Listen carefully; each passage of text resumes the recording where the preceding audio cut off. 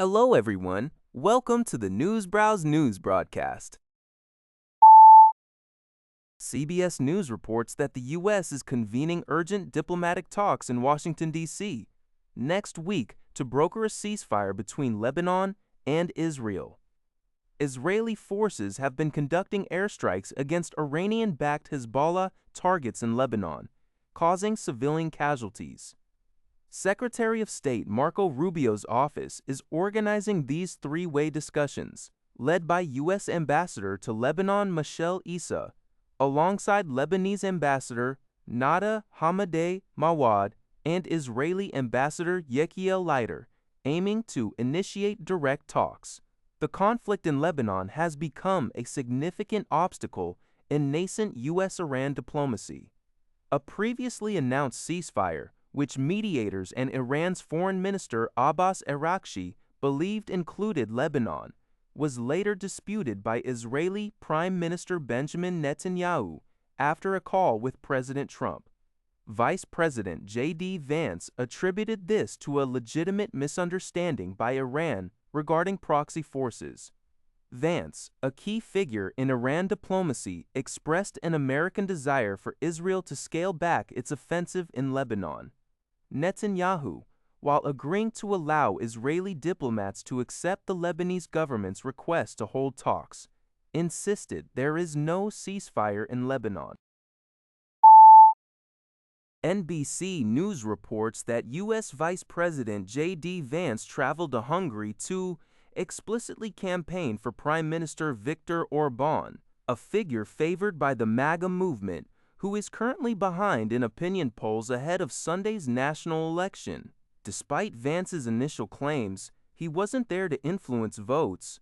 He urged Hungarians to stand with Viktor Orban. His visit, framed as a Hungarian-American Friendship Day, drew criticism as unusual foreign interference, especially after Vance accused the European Union of the same. Orban faces Peter Magyar, a former Fidesz member, now alleging rampant corruption within the government. The EU considers Hungary an elective autocracy due to democratic backsliding and corruption, while Orban champions an illiberal democracy and is backed by other far-right leaders. The actual impact of Vance's intervention on the election outcome remains uncertain, as polls suggest former President Trump is a divisive figure even in Hungary.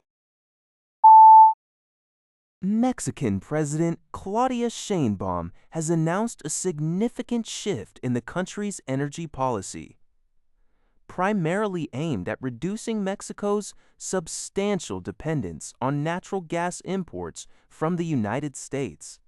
According to UPI, Sheinbaum emphasized the importance of energy sovereignty, stating that Mexico currently imports approximately 75% of its consumed natural gas, mainly from Texas, which exposes the nation to price volatility and geopolitical risks.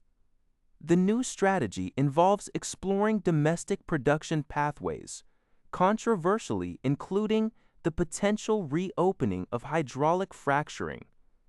Sheinbaum, who previously opposed fracking on environmental grounds, now describes it as a responsible decision to be executed under strict scientific oversight by a specialized technical and scientific panel.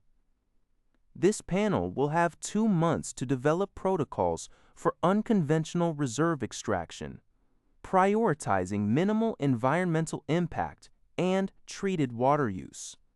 The plan also includes accelerating the energy transition, targeting renewable sources for 38% of electricity generation by 2030, and increasing gas production to over 8 billion cubic feet per day by 2035. The administration invites private sector participation in renewable energy and combined cycle power plants under a mixed model, retaining state control while attracting necessary capital.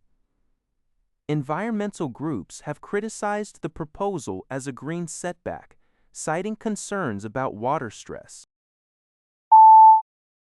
Al Jazeera reports that British Defense Minister John Healey announced the tracking and deterrence of 3 Russian submarines during a month-long covert operation in UK waters in the High North. The operation, involving British warships and military aircraft, did not uncover evidence of damage to crucial undersea infrastructure such as internet cables and pipelines, which carry 99% of global internet traffic. Healey stated the purpose of revealing the operation was to call out Russian activity and send a clear message to President Vladimir Putin that any attempts to damage these critical assets would not be tolerated and would face serious consequences. The tracked vessels included an Akula-class nuclear-powered attack submarine, believed to be a decoy, and 2 specialist submarines from Russia's main Directorate of Deep-Sea Research, GUEI, which are designed for surveying and potential sabotage of underwater infrastructure.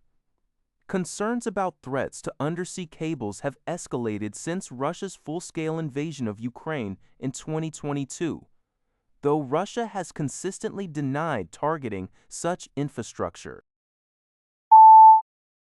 Fox Business's The Big Money Show has highlighted significant concerns surrounding Anthropic's advanced artificial intelligence model, dubbed Claude Mythos. This powerful AI is reportedly capable of identifying and exploiting system vulnerabilities, raising serious cybersecurity risks.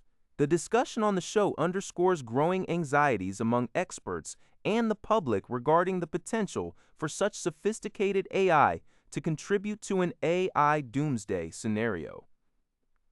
While the full implications are still being assessed, the ability of Claude Mythos to interact with and potentially compromise digital infrastructures has prompted a critical examination of AI safety protocols and the broader societal impact of highly autonomous AI systems.